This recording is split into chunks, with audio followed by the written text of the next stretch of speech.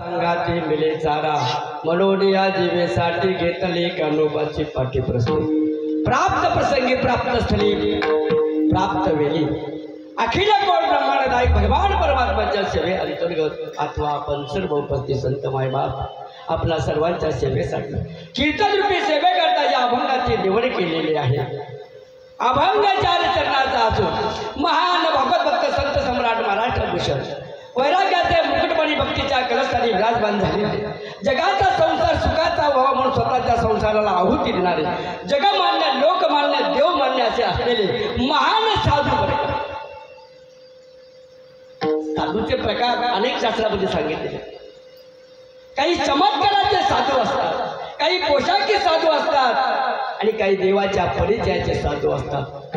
महाराज आमचे ज्यांचे अभंग आहे ते चमत्काराचे साधू नाहीत, ते पोशाखी साधू नाहीत, ते देवाच्या परिचयाचे साधू जगद्गुरु तुकोबाराय त्यांच्या काळा या प्रकरणातील चार चरणाचा अभंग आजच्या कीर्तन रूपी सेवेकरता निवडलेला विठ्ठला।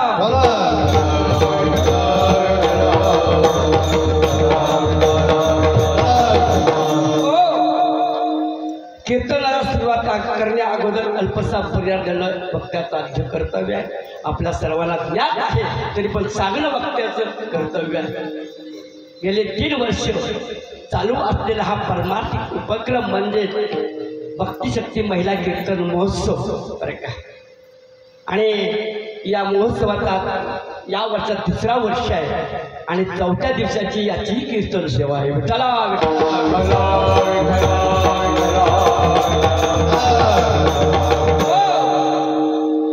अखंड नाम यज्ञ ज्ञानेश्वरीचं सामुदायिक पारायण या ठिकाणी संपन्न झालेलं आहे आणि त्या नामयज्ञाची सांगता करत असताना आपल्याला आजच्या कीर्तनातून करायचं आहे। विठ्ठला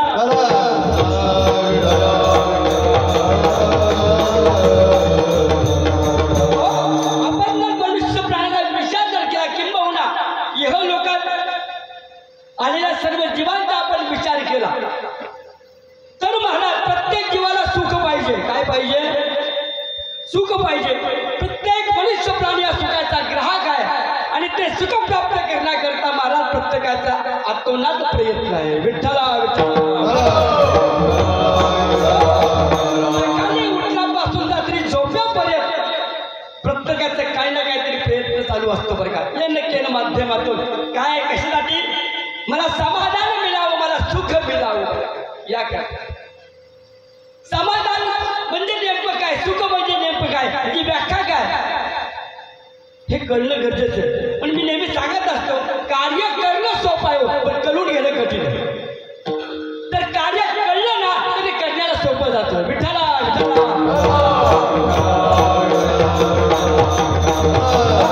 सुख म्हणजे नेमकं काय हेच आपल्याला कळलं नाही। आपण तर प्रयत्न करतो ते प्राप्त करण्याकरता पण नेमकं सुख म्हणजे काय ते आपल्याला कळलं नाही बरं का। आणि म्हणून ते सुख आपल्याला मिळत नाही। विठ्ठला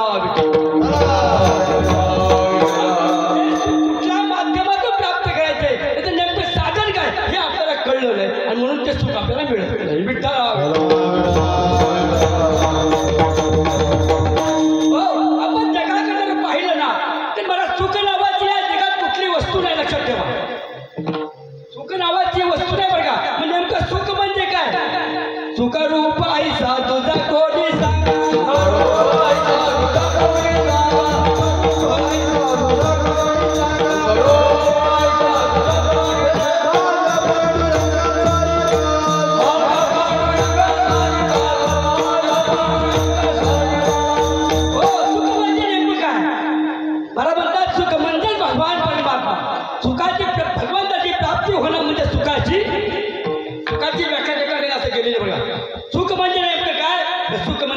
परमात्मा त्या परमात्म्याची प्राप्ती होणं म्हणजे खऱ्या अर्थाने सुखाची प्राप्ती होणं बघा।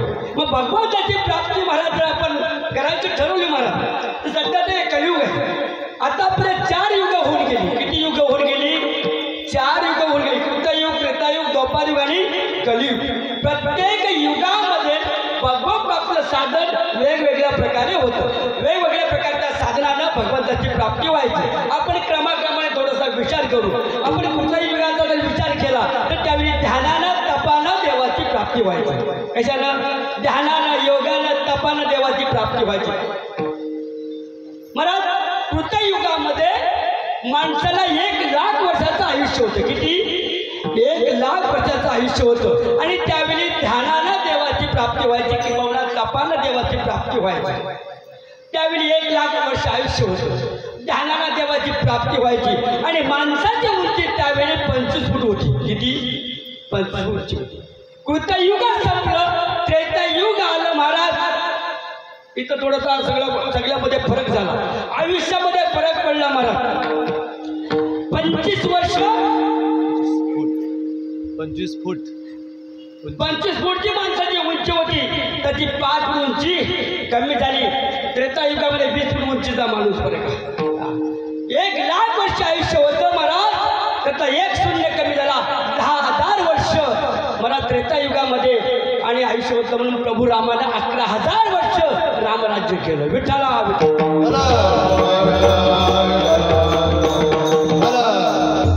आणि त्यावेळी त्रेतायुगामध्ये यज्ञानं देवाची प्राप्ती व्हायची. कशानं?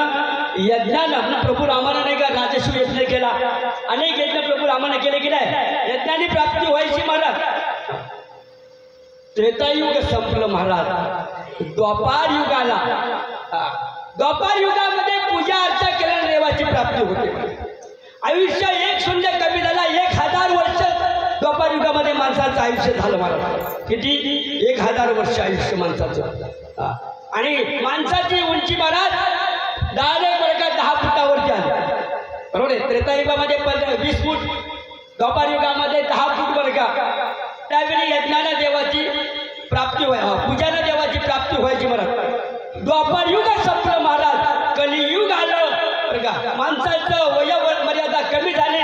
10चा 1 शून्य कमी झाला. म्हणजे 5 वर्षाचं 5 फुटाची उंची माणसाची, 10 फूट उंची होती, ती 5 फुटाची उंची माणसाची झाली. महाराज वयाची मर्यादा 1 शून्य कमी झाला. हजारातला 100 वर्ष झालं. महाराज आणि भगवंताची प्राप्ती महाराज नामस्मरणाने होते. महाराज कलोत्तदाही कीर्तना. विठ्ठला विठ्ठला कृते यदध्यायतो विष्णू त्रेताया यदतो मखे द्वापारी परिचर्याया कलोत्तधारी कीर्तना. कृतयुगामध्ये ध्यानाने प्राप्ती व्हायची, त्रेतायुगामध्ये यज्ञाने प्राप्ती व्हायची, द्वापार युगामध्ये पूजा अर्चा केल्या देवाची प्राप्ती व्हायची. मात्र कलियुगातलं तसं नाही. कलियुगामध्ये नामस्मरण केल्यानं देवाची प्राप्ती.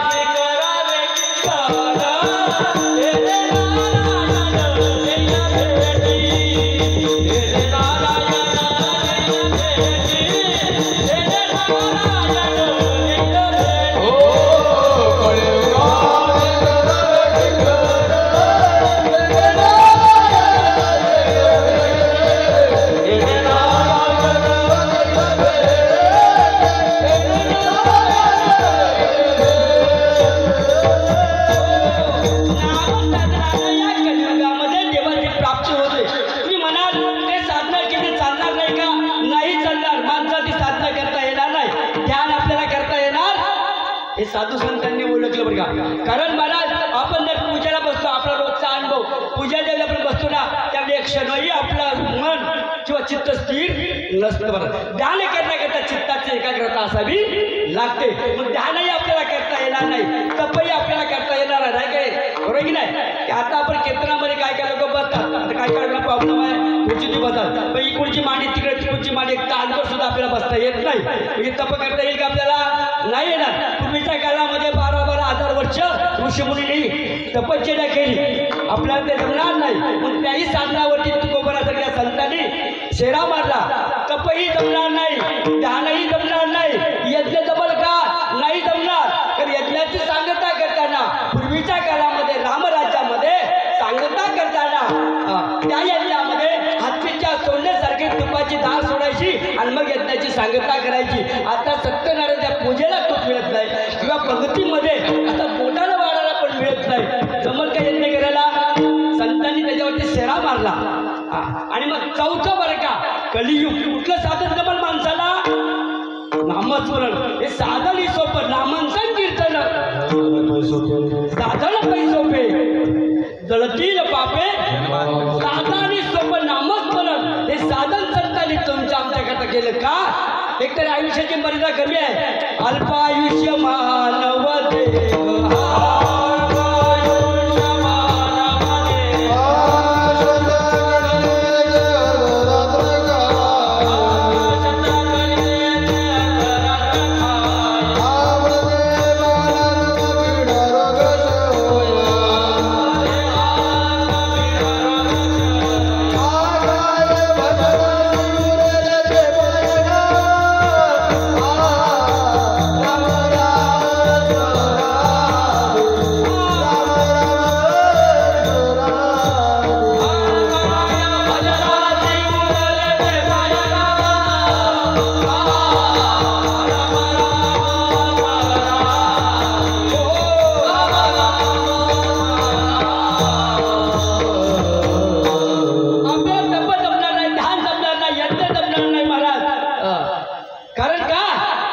अल्पायुष्य मानव देह शत गणने ते अर्धरात्र काय मध्य बालक पिढा लोक क्षय काय भजनाची उराले ते अल्पायुष्य माणसा दिलं. किती अल्प म्हणजे किती 100 वर्षाचं आयुष्य माणसाला दिलेलं आहे आणि त्यातलं अर्ध आयुष्य झोपेमध्ये माणसं जातं आहे की नाही. अर्ध आयुष्य झोपेमध्ये राहिले किती 50 राहिले बरं का. त्याच्यामध्ये काय तारुण्यपण बालपण बरं का म्हातारपण वगैरे वगैरे सर्व बरं का. बदलाला कुठे शिल्लक राहते बरं का नाही शिल्लक राहते. आणि म्हणून थोडक्या आयुष्यामध्ये बरं का भगवंताची प्राप्ती करता यावी साधानी सोपं संतांनी तुमच्या करता साधन सांगितलं ते नाम साधन आहे. विठ्ठल विठ्ठल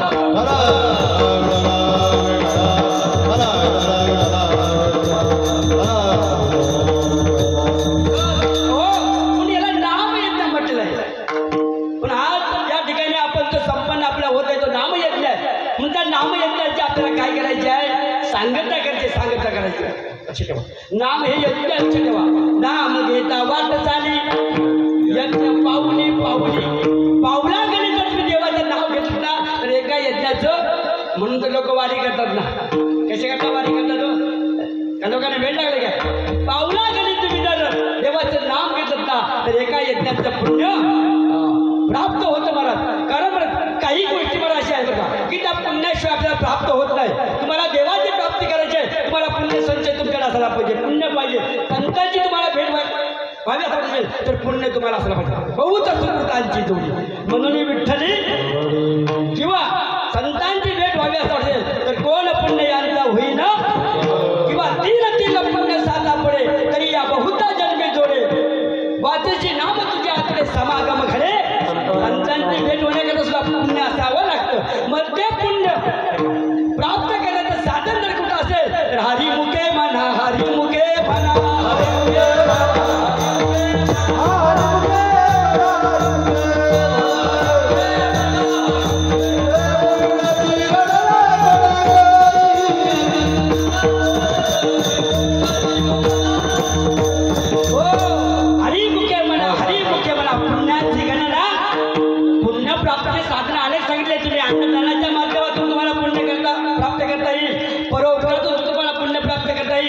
सर्वात जास्त पुण्य जर मला तुम्हाला प्राप्त करून घ्यायचं असेल तर हरिमुखे म्हणा.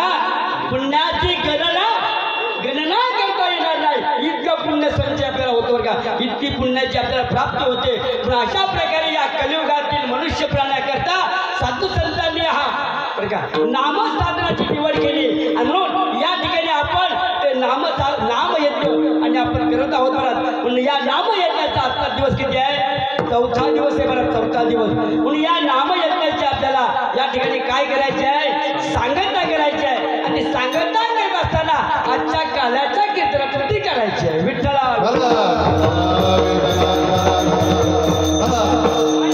चिंतना करता घेतलेला अभंग जगद्गुरु तुकोबरा यांचा 4 चरणाचा काला या प्रकरणातील आहे. या ठिकाणी महाराज भगवान परमात्म्याचं वर्णन केलेलं इथं वर्णन विषय देव आहे आणि वर्णन करणारे भक्त आहे संत आहे. विठ्ठला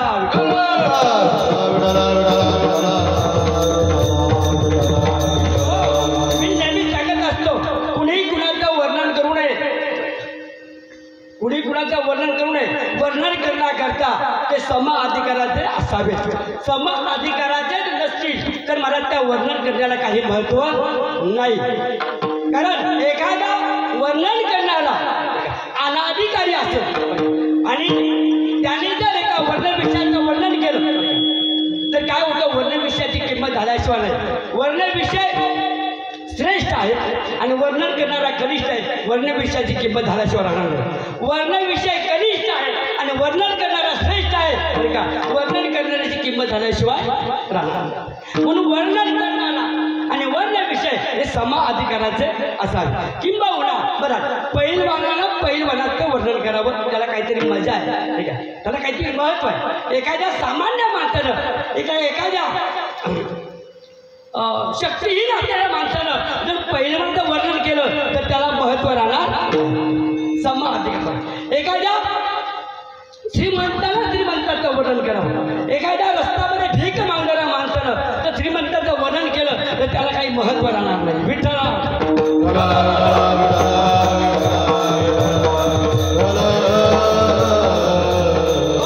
मी सांगत असतो वर्ण विषय आणि वर्णन करणारा हे सम अधिकाराचे असतात.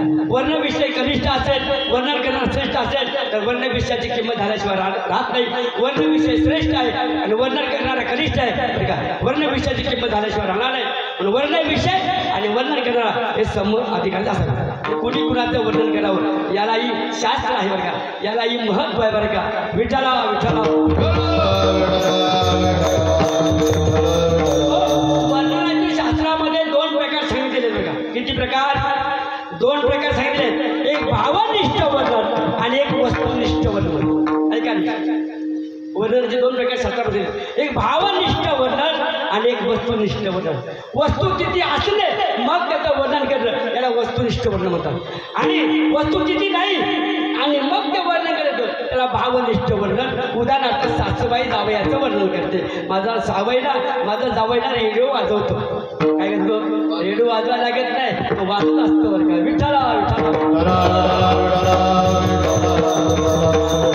भावनिष्ठ वर्णन, भावनेच्या भरात केलेलं वर्णन हे भावनिष्ठ वर्णन. आणि वस्तुस्थिती असणे मग वर्णन करे याला वस्तुनिष्ठ वर्णन म्हणतात बरं का. या ठिकाणी बरं का वर्णन करणारे बरं का भक्त आहे आणि वर्ण विषय देव आहे. कोण आहे, देव आहे. देवाचं वर्णन भक्त करतात, संत करतात बरं का. कोण वर्णन करतो, जगद्गुरु तुकोबाला वर्णन करतात. तुकोबाला हे भक्त आहेत बरं का आणि संतही आहेत, नवे नवे जगाचे गुरु आहेत बरं का. जगद्गुरु ही पदवी त्यांना प्राप्त झाली बरं का. बघा कशी लोकांनी त्यांना गुरु म्हणावं बरं का, आणि आम्हाला गुरु म्हणून करतो हीच शोकांती काय बरं का. विठ्ठला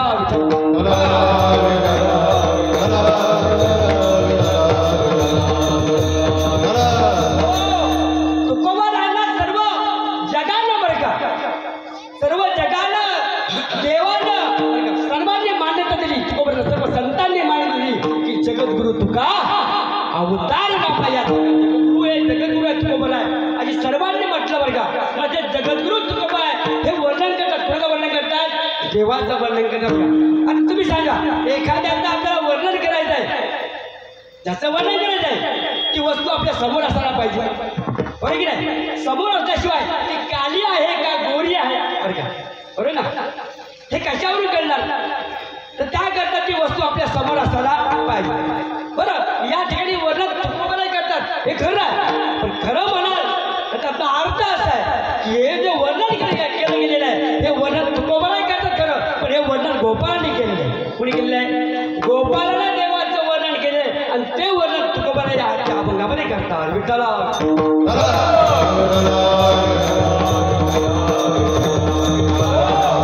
गोपाळांनी देवाचं वर्णन केलं आणि ते तुकोबाने वर्णन केलं. आलं का लक्षात. गोपाळाला देवाचं वर्णन करतात, त्याची गोपाळाला देवाची भेट झाली असावी हा पहिला मुद्दा बरोबर की नाही. त्यांना गोपाळाला देवाची भेट झाली असावी आणि म्हणून ते वर्णन करतात. आता सांगा गोपाळाला देवाची भेट झाली म्हणून ते वर्णन करतात. ज्यांना देवाची भेट झाली भाग्यवान काय त्यांचं भाग्य असावं का. पण ते गोपाळ होते तरी कोण की ज्यांना देवाची भेट झाली हो. गोपाळ म्हणजे कोणी सामान्य नव्हते बरं का. ते राम अवतारचे वानर होते बरं का. कोण होते, राम अवतारचे वानर ते द्वापार युगामध्ये गोपाळ झाले बरं का. आणि द्वापार युगामध्ये जे गोपाळ होते ते आता वारकरी झाले बरं का. विठ्ठला विठ्ठला विठ्ठला विठ्ठला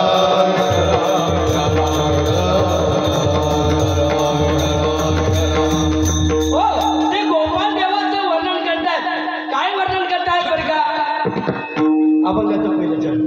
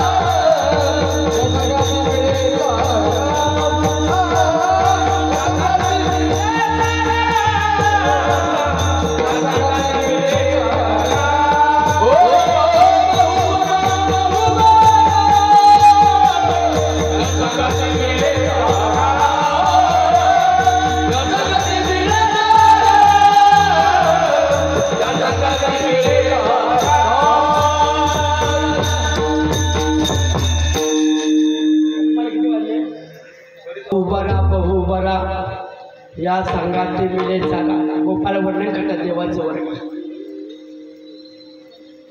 देवाचं वर्णन करत असताना महाराज ज्या ते वर्णन करतात त्या क्षणी देवाची भेट झाली बरं का. आता देवाची भेट थोडं सोपं आहे गाव. योग्याच्या ध्यानी ध्याताना तुळशी आणि तो अंबापाशी योग्याच्या ध्यानात येणारा देव बरं का. एवढे 12,000 वर्ष झाली तपश्चर्या केली त्यांच्या ध्यानात आला नाही, स्वप्नात आला नाही. आपल्या कधी येणार हो. आपल्या तर येणारच नाही बरं का. कारण तेवढी आपली पात्रता नाही. मग योग्यांच्या ध्यानात येणारा देव त्या देवाची भेट गोपाळ असेल. काय भाग्य असेल त्यांचं. त्या गोपाळाचं काय भाग्य असेल की योग्यांनी एवढे 12,000 वर्ष स्वतःला उलट टांगून घेतलं. हवा खाऊन बरं का त्यांनी तपश्चर्या केली. त्यांच्या ध्यानात तो देव आला नाही. पण तो देव गोपाळाला भेटला. आता त्यांचं भाग्य फार मोठं होतं. भाग्यवान ते गोपाळ. त्यांना देवाची भेट झाली मला. आणि भेट झाल्यामुळे बरं का ते देवाचं वर्णन करतात. देवा तू लई बरा आहेस रे, लई बरा आहेस. किती बरा आहेस सांगण्याच्याही पलीकडे. बहु बरा. बहु म्हणजे किती? बहु म्हणजे किती सांगता येणार नाही इतके बरं, सांगण्याच्याही पलीकडे. आणि म्हणून तर मला देवाचं वर्णन करत असताना वेद देखील मुके झाले. 4 वेद मुके झाले, देवाचं वर्णन करता आलं. शेषाच्या सहस्र जिभा झाल्या, त्यांना वर्णन करता आलं नाही. म्हणून देवाचं वर्णन म्हणा किंवा देव म्हणा हा अवर्णीय अशा प्रकारे आहे. म्हणून देव किती बरा आहे सांगता येणार नाही. सांगतो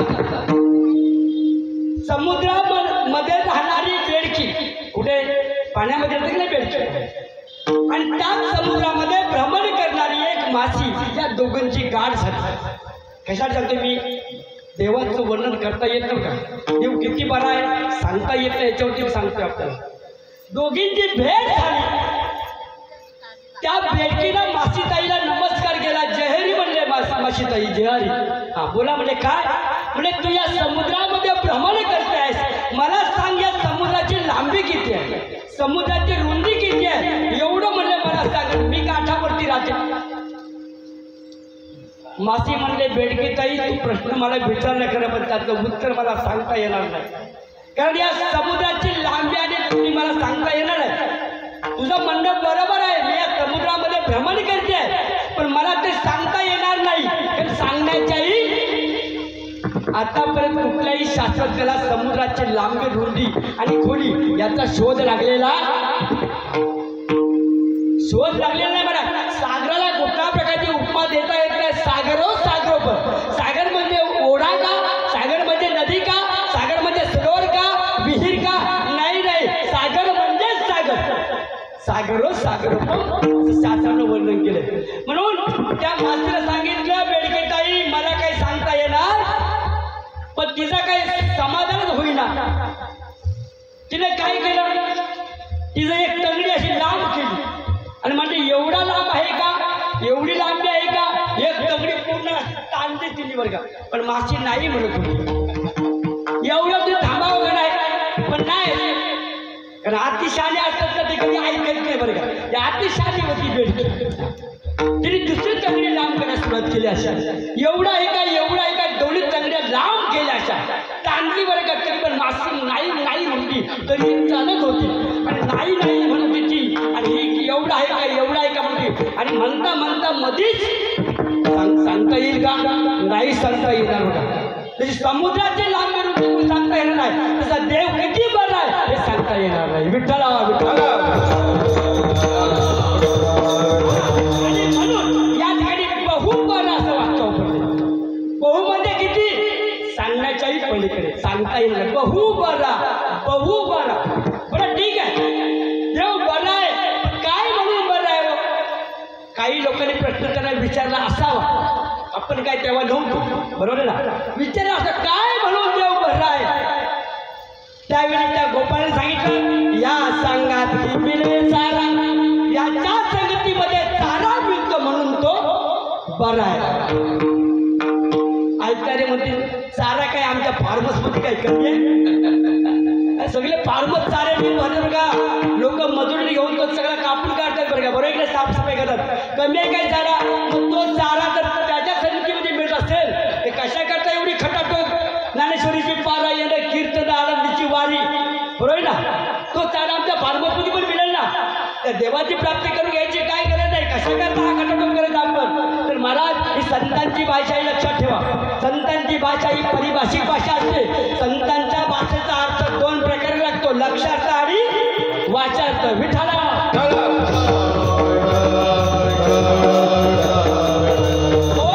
तिथं वाचार्थ लागत नसेल तिथं लक्षार्थ लावावा लागतो, आणि लक्षार्थ लागत नसेल तिथं वाचार्थ लावावा लागतो बरं का. पण लक्षार्थ लावण्याकरता महाराज तो बुद्धिमान असावा लागतो बरं का. बहुत अंशी आपण मंडळी सर्व वाचार्थानेच अर्थ लावतो, कारण तेवढी आपल्या बुद्धीची योग्यता नाही. वाचार्थ बरं का, आपण वाचार्थ लावतो का? आपल्याला ज्ञान नाही बरं का, आणि म्हणून आपण वाचार्थ लावतो बरं का. वाचार्थानं त्याचा अर्थ घेतो बरं का. आता वाचार्थ म्हणजे काय आणि लक्षार्थ म्हणजे काय हे आपल्याला सांगून जातो. विठ्ठला विठ्ठला.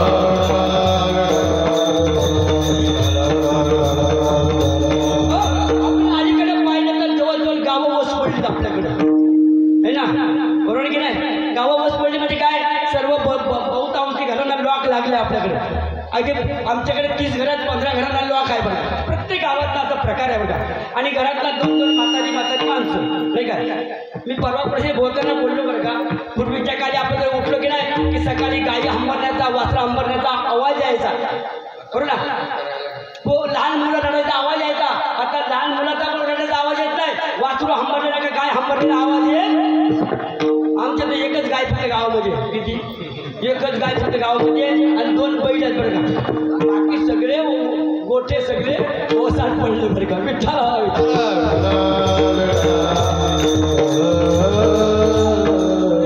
विचार केला ना गावामध्ये पहाटे कसं वातावरण असतं नाही का. बाया पहाटे उठायच्या दळणदळाच्या गाडी म्हणायच्या ओव्या म्हणायच्या नाही का. गाई हंबरायच्या वासरं हंबरायची लहान लहान लेकरं रडायची बरं का. आता लेकराचा आवाज कानावरती येत नाही. वासराचा आवाज कानावरती येत नाही. गाई हंबरण्याचा आवाज कानावरती येत नाही बरं का. सगळं हे झालं बरं. विठ्ठला विठ्ठला.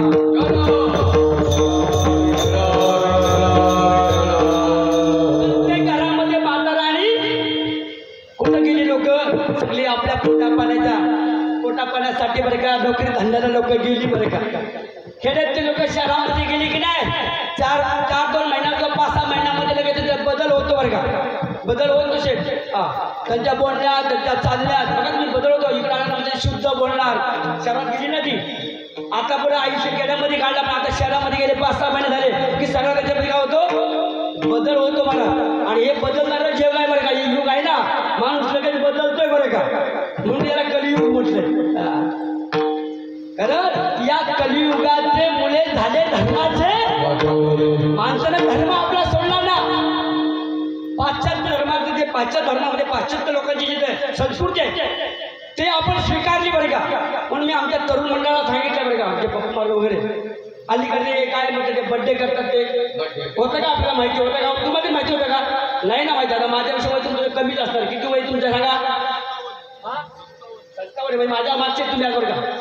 बरीचशी वयोवृद्ध मंडळी होता का बड्डे. आईने मला बड्डे कधी केला होता काय. कधी माझा पण नाही कधी केला. ते 65 मी केले आमच्या पोरांनी बरं का. बड्डे माहिती नव्हता. ते केक काय माहिती नव्हता. काय त्याला आता ऊस आला ना काय विचारू नका. दुकानं किती पाणीमध्ये झाली. आता एक दुकान नव्हतं. आता केकची दुकानं एवढी झाली तर विचारू नका. आम्ही असा एक संकल्प केला बरं का. बड्डे तुम्ही जरूर तुमचा वाढदिवस साजरा करा. गेलेल्या दिवसाचं तुम्ही हे करा. त्याला निरोप देता चांगला निरोप द्या. आयुष्य गेलं आपलं चांगलं गेलं ठीक आहे. तो दिवस जन्म तुम्ही साजरा करा पण केक कापायचं ना असा आम्ही संकल्प केला बरं का. तुम्ही बर्फी आणा काहीतरी गोड थोडा आणा पदार्थ तो त्या माणसाला बरं खायला द्या बरोबर की नाही. आम्ही संकल्प केला बरं का. आणि तुम्ही सर्वांनी संकल्प करा बरं का. तुमचा वाढदिवस करताना केक कापू नका बरं का. आपली संस्कृती नाही ती. तर एक बर्फी आणा ना तुम्ही. बर्फी आणा की काही कोणी लाडू आणा बरं का. आणि ते द्या. त्याचा जो म्हणजे बड्डे बॉय ज्याला म्हणतो आपण काय म्हणतो त्याचा बड्डे केला त्या माणसाला तुम्ही खाऊ घाला बरं का. म्हणून आम्ही पप्पू महाराजांनी आम्ही माझ्यापासून सुरुवात केली की आता केक कापायचं. त्यांना आम्ही म्हणतो तुम्ही करा. सांगण्याचं काम माझं आहे. तुम्ही करा नका करू. मी मात्र आजपासून ते ठरवलंय की केक कापला जाणार आहे. दिवस साजरा आम्ही कारण अभिष्ट चिंतन म्हणजे गेलेल्या दिवसाचं चिंतन करायचं. आपले दिवस कसे गेले आणि पुढे आपल्याला कसे घालवायचे याचं चिंतन करणं याला अभिष्ट चिंतन म्हणतात. विठ्ठला